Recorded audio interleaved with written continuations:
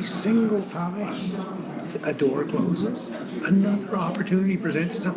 And I tell people that all the time. I advise people about that all the time. I tell my kids that all the time. Every time an opportunity shuts down, another one appears. Always, it always happens.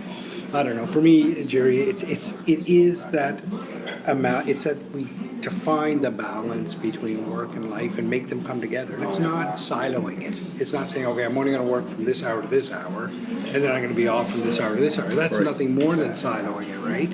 What I'm talking about is finding what satisfaction, personally and professionally, in what you do. To me, that's the key. And I had a great conversation with a guy the other day about risk, right? Yep.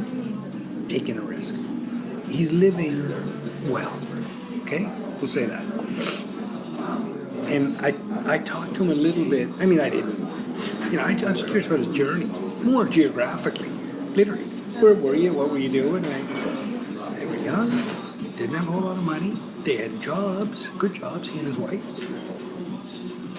An opportunity came up, and it meant an initial cut in pay, substantial cut in pay. But he said, hey, we're young, got no commitments. All we got is like a Firebird car. That's it. Got no mortgage. If there was ever a time to take a risk, it was then. And he took the risk and paid off.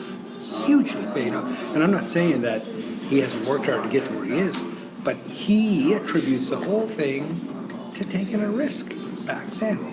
And it's not a huge risk, it's a financial risk. And by that I mean, like, okay, I could lose some money, I could lose a wage, some portion of my wage, but it's recoverable.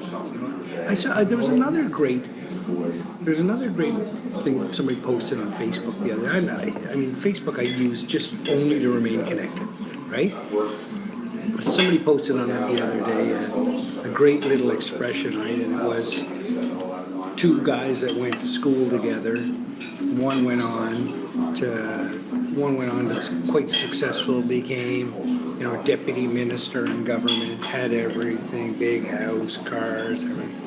The other guy had a very, very simple existence. You know, he lived on rice and beans, we'll say, by way of explanation, to show you the extremes of how they all live.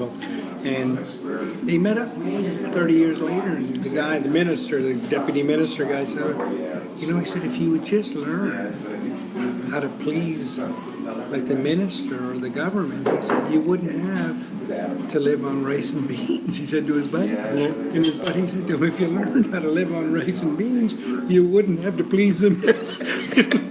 I mean, to me, it's a silly little thing, but it made a whole lot of sense, right? What makes people happy versus not, you know, and success. And it was all about community and relationships. Those that were the happiest 60 years on Right. had really good connections and relationships. Yeah.